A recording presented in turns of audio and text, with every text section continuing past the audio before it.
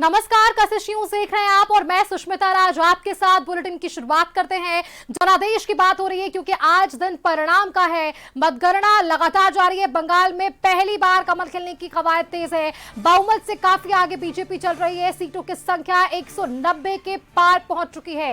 असम में बीजेपी की धमाकेदार वापसी बताई जा रही है। तमिलनाडु की बात कर ले तो यहां विजय की पार्टी सबसे आगे चल रही है। पुडुचेरी में भी एनडीए गठबंधन को एक तरफा बढ़त मिलती नजर आ रही है। केरलम में यूडीएफ को भी यहां एक तरफा बढ़त मिलती हुई नजर आ रही है।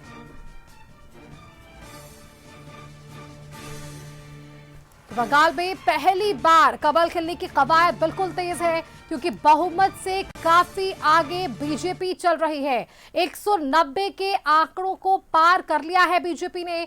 अब असम की बात करें तो असम में भी बीजेपी की धमाकेदार वापसी बताई जा रही है। तमिलनाडु में विजय की पार्टी जो सबसे आगे चल रही है। पुडुचेरी में एनडीए गठबंधन को एक तरफा बढ़त मिलती नजर आ रही है।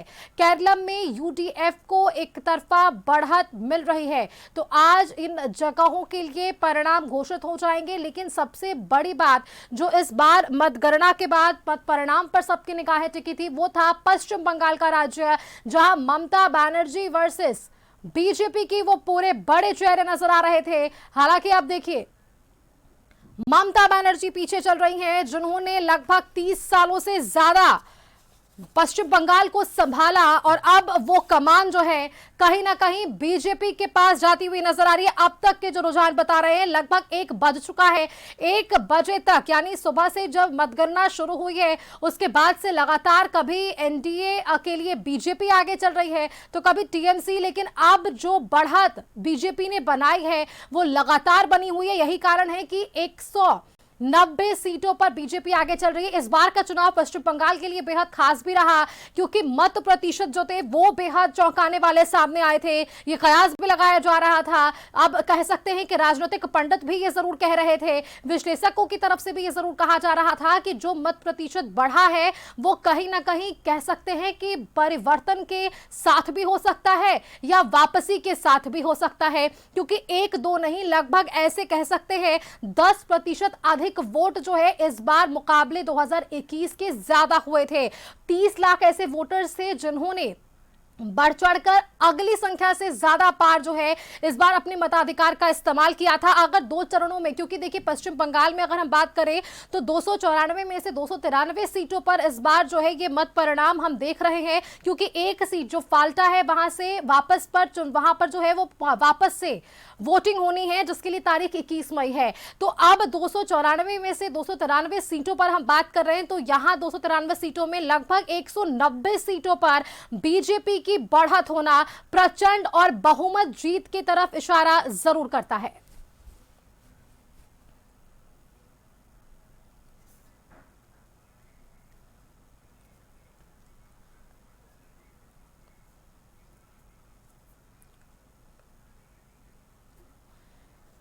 तो चलिए देखिए, लगातार खबरों पर नजर हमने बनाए रखी थी। हमारे साथ न्यूज रूम से आउटपुट हेड आशुतोष मिश्रा जुड़े हुए हैं हमारे साथ। अगर हम बात करें तो बीजेपी कार्यालय से राजीव रंजन जुड़े हुए हैं और कांग्रेस से हमारे साथ संवाददाता प्रीतम भी जुड़े हुए हैं। एक बार पहले राजीव जी का रुख करते हैं, क्योंकि राजीव जी, बीजेपी वालों के लिए तो खुशी का मौका है। 293 सीटों के परिणाम आ जा रहे, 190 सीटों पर बीजेपी का बढ़त बनना कहीं ना कहीं इतिहास रचने जा रहा है बीजेपी पश्चिम बंगाल पे। जी देखिए सुष्मिता, हम इस समय भाजपा कार्यालय में हैं और भाजपा कार्यकर्ताओं का, नेताओं का जुटान धीरे धीरे शुरू हो गया है। भाजपा भी बहुत सोच समझ करके अपने जो उत्साह है उसको प्रकट करना चाहती है। देखिए कि हमारे साथ ये सामने में भाजपा के लोग हैं, नेता हैं और इंतजार कर रहे हैं बड़े नेताओं का। और मेरे साथ दानिश जी हैं। और दानिश जी क्या कहेंगे, बंगाल में रिकॉर्ड जीत की ओर आप जा रहे हैं? जी जी ठीक जी, 2.5 का ठीक ठीक ठीक जी ठीक। देखिए दानिश जी से ही बात, देखिए हार्वर्ड सीट जो कहा जा रहा था ममता बनर्जी, वहां से वो पीछे चल रही है। नहीं, अभी तो पूरे नतीजे आने दीजिए।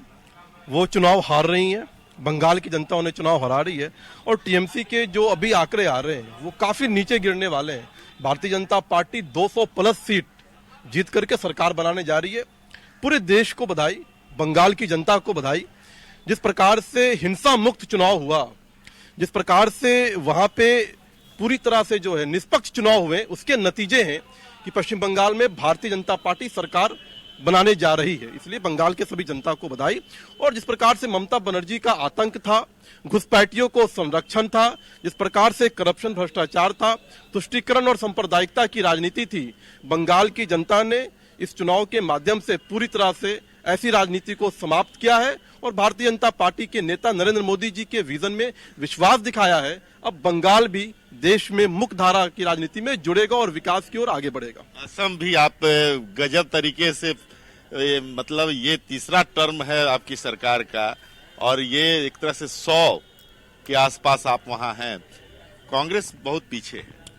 देखिए, एक बात तो स्पष्ट हो गया है इस पूरे राज्यों के चुनाव में कि इंडी गठबंधन जो है वो पूरी तरह से वेंटिलेटर पे है। इंडी गठबंधन पूरी तरह से वेंटिलेटर पे है। इंडी गठबंधन का अस्तित्व पूरी तरह से समाप्त हो चुका है और एक दूसरे के खिलाफ इन लोगों ने चुनाव लड़ने का काम किया है।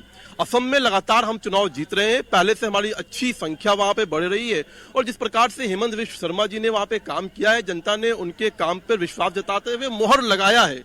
तो ये एक सुखद मैसेज है, सुखद संदेश है और पूरे देश में नरेंद्र मोदी जी का जो व्यक्तित्व, उनका जो कार्य और उनका जो विजन है आज भी स्वीकार है और जनता उन पे विश्वास करती है। जनता विश्वास करती है और देखिए कि भाजपा के लिए एक बहुत बड़ी बात है कि भाजपा जिस तरह से अपने असम को बचा के रखी, पौंडीचेरी को बचा के रखी, लेकिन एक पश्चिम बंगाल है उसको गेन किया है, यानी कि जीत हासिल की है। और भी हैं कार्यकर्ता, क्या कहेंगे, आप क्या बोलेंगे?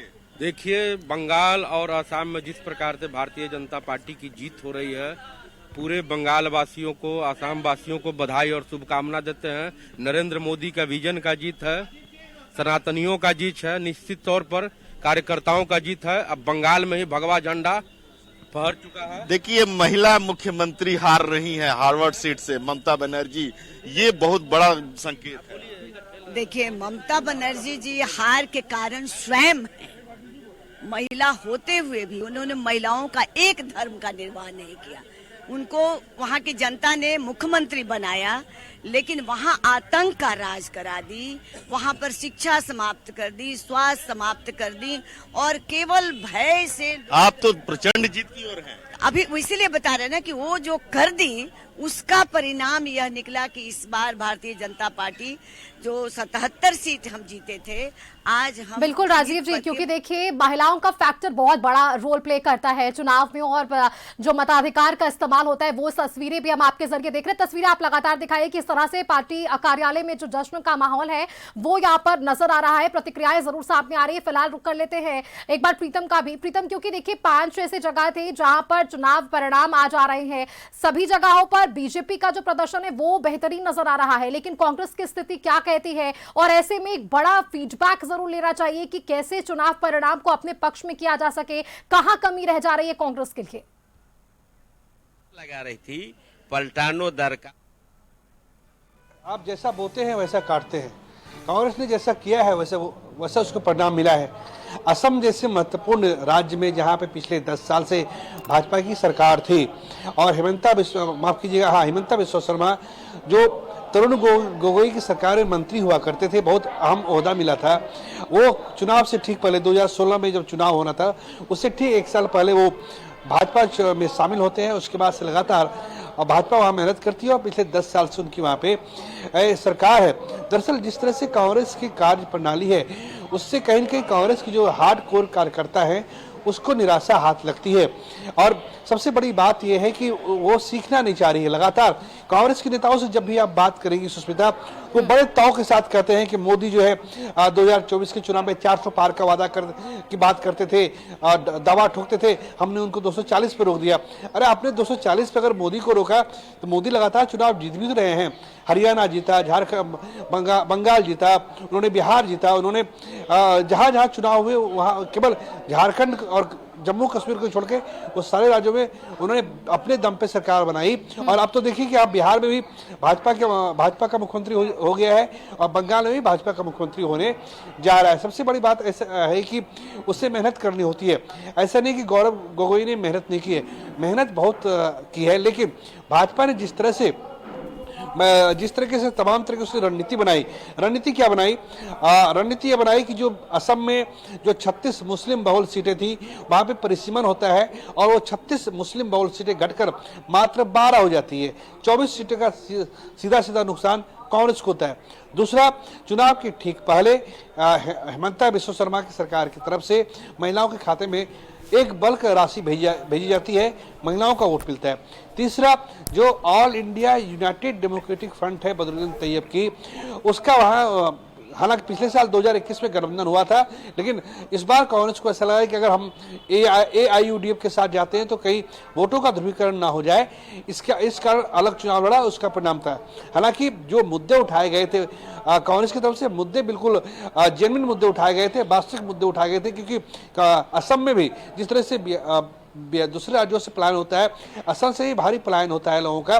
और घुसपैठ की बहुत बात है, सारे मुद्दे हैं प्रीतम जी, क्योंकि चुनाव में जब जनता अपने मताधिकार का इस्तेमाल करती है तब तमाम विषयों को सामने रखकर ही अपने मताधिकार का इस्तेमाल किया जाता है। आप बने रहिए क्योंकि चर्चाएं बहुत होनी है, विषय बहुत सारे हैं, किस तरह से जनता ने अपने मताधिकार का इस्तेमाल किया है, कहां कौन से राज्य में कौन सा मुद्दा इस बार ज्यादा गहराया, इस पर भी चर्चा कर लेते हैं। हमारे साथ आउटपुट हेड आशुतोष मिश्रा लगातार जुड़े हुए हैं। आशुतोष जी, सबसे पहले एक बार बात पश्चिम बंगाल की कर लेते हैं, क्योंकि दीदी की तरफ से तो यहां पर प्रतिक्रिया भी सामने आने लग गई है, उन्होंने तो वीडियो भी जारी कर दिया। आपको याद होगा कि जब इलेक्शंस खत्म हुए उसके बाद भी उन्होंने कहा था कि इतिहास में पहली बार उन्होंने ऐसा रिजल्ट देखा है, ऐसा परिणाम देखा है कि इलेक्शंस में ऐसी स्थिति रही है।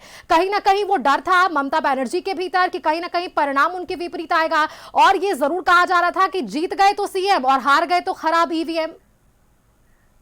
नहीं, बिल्कुल ये सब तो होना ही था, और जैसा सोचा गया था, समझा गया था, ठीक उसी तरीके का रिएक्शंस भी सामने आ रहे हैं। हर बार विपक्ष के लोग जब भी हारते हैं या खास तौर पर कांग्रेस हारती है तो EVM पर हार का ठिकरा फोड़ा जाता है। इस बार कांग्रेस की जगह ममता बनर्जी ने ली है और ये बहाना बनाया जा रहा है। लेकिन इसको आप दूसरे तरीके से ले सकते हैं कि बीजेपी ने इसके लिए पूरे 5 साल तक मेहनत की है, यानी कि 2021 में जब बीजेपी को 77 सीटें आई थी, उस वक्त बीजेपी ये मान कर चल रही थी कि वो पश्चिम बंगाल में अपनी सरकार बनाएगी, लेकिन बहुत पीछे रह गई थी। 209 सीटें TMC के पास आई थी और 77 सीटों पर सिमट गई थी बीजेपी। लेकिन तब से लेकर के अब तक लगातार बीजेपी के जितने भी थिंक टैंक है, शीर्ष नेता हैं या स्थानीय स्तर के नेता हैं या प्रभारी लोग हैं, लगातार वहां पर जमीनी स्तर पर काम करते रहे हैं, और इसी का परिणाम आज रुझान में कह सकते हैं और थोड़ी देर के बाद परिणाम में देखने को मिल रहा है। अभी मतलब जो कुछ हॉट सीट है उसके बारे में बताना चाहेंगे कि ममता बनर्जी जो नंदीग्राम से चुनाव, भवानीपुर से चुनाव लड़ रही हैं, फिलहाल शुभेंदु अधिकारी से 17,000 से ज़्यादा वोटों के अंतर से आगे हैं। शुरुआती दौर में 2-3 राउंड की गिनती तक शुभेंदु अधिकारी भी आगे थे, कभी ममता बनर्जी आगे हो रही थी, लेकिन अब कहा जा सकता है कि मतों का अंतर यानी 17,000, इससे पहले के राउंड में 19,000 प्लस वोटों के अंतर से ममता बनर्जी आगे चल रही थी भवानीपुर में। इस बार वो आंकड़ा थोड़ा अंतर कम हुआ है, लेकिन फिर भी एक तरीके से कहा जा सकता है कि काफ़ी वोटों के अंतर से वो फिलहाल आगे चल रही, 17,000 प्लस वोटों के अंतर से। नंदीग्राम से जरूर अच्छी खबर है, जो बीजेपी के संभावित मुख्यमंत्री कहे जा रहे हैं शुभेंदु अधिकारी, वहां पर वो जरूर आगे हैं, लेकिन वहां पर भी अभी 4-5 राउंड की ही गिनती हुई है, ये ECI के रिकॉर्ड के मुताबिक बता रहे हैं। बाकी चैनल में तरह तरह की खबरें आ रही है, लेटेस्ट अपडेट आ रहे हैं, लेकिन जो ECI का रिकॉर्ड है उसके मुताबिक नंदीग्राम में शुभेंदु अधिकारी आगे चल रहे हैं और भवानीपुर में 17,000 वोटों से ममता बनर्जी से वो पीछे चल रहे हैं। हालांकि भवानीपुर में 20 राउंड की गिनती होनी है और नंदीग्राम में 18 राउंड की गिनती होनी, तो अभी काफ़ी राउंड की गिनती बाकी है। रही बात पश्चिम बंगाल में, कुछ और नज़रिए से हम देखते हैं कि पश्चिम बंगाल में किस तरीके से बीजेपी ने इस तरह से प्रचंड बहुमत गेन कर रही है। तो मुझे लगता है कि बीजेपी ने ये जरूर सोचा था कि इस बार परिवर्तन की लहर है और बुलाने में बीजेपी के शीर्ष नेता कामयाब रहे, लेकिन जो रुझान आ रहे हैं अगर वही परिणाम में तब्दील होते हैं तो मुझे लगता है कि बीजेपी के शीर्ष नेताओं ने भी शायद इतना नहीं सोचा होगा कि इतनी सीटें, चूंकि 190 के आसपास सीटें जाती हुई दिखाई दे रही है फिलहाल, अगर वो परिणाम में तब्दील होता है आशुतोष जी, क्योंकि देखिए फैक्टर क्या काम आया, वो कौन सी जादू की छड़ी बीजेपी ने चलाई है पश्चिम बंगाल में जो काम आ गई और परिवर्तन की लहर वहां नजर आ रही है और उनके हित में ये पूरा परिणाम जा रहा है। इस पर हम आगे और भी चर्चा करेंगे। फिलहाल के लिए आप तीनों का बहुत शुक्रिया हमारे साथ जुड़ने के लिए। आशुतोष मिश्रा आउटपुट हेड हमारे साथ जुड़े हुए थे, विशेष संवाददाता राजीव रंजन हमारे साथ जुड़े हुए थे और संवाददाता प्रीतम भी हमारे साथ जुड़े हुए थे। बहुत शुक्रिया आपका। अब इस पर देखिए प्रतिक्रियाएं भी सामने आ रही, क्योंकि बीजेपी के लिए वो मौका है जो खुशी का जश्न का माहौल है। शाहनवाज हुसैन ने क्या कुछ कहा है, एक बार उस पर नजर डालते हैं। देखिए, जिस घड़ी का इंतजार था आखिर वो घड़ी आ गई। पश्चिम बंगाल में भी भगवा लहरा गया है। पश्चिम बंगाल में भी मोदी के सपनों का बंगाल बनने के लिए बंगाल आगे बढ़ा है। जिस तरह से अपार बहुमत से भारतीय जनता पार्टी को सफलता मिली है, प्रधानमंत्री नरेंद्र मोदी जी का मेहनत, अमित शाह जी की रणनीति और नितिन नवीन जी हमारे लिए शुभांकर साबित हुए हैं, शुभ साबित हुए हैं। उनकी अध्यक्षता में हमने बंगाल का किला भी जीत लिया है। अब पश्चिम बंगाल में जो तुष्टीकरण की राजनीति हो रही थी वो बंद होगी और पश्चिम बंगाल तरक्की के रास्ते पे जाएगा, विकास के रास्ते पे जाएगा। पश्चिम बंगाल की ये जीत बहुत बड़ी जीत है।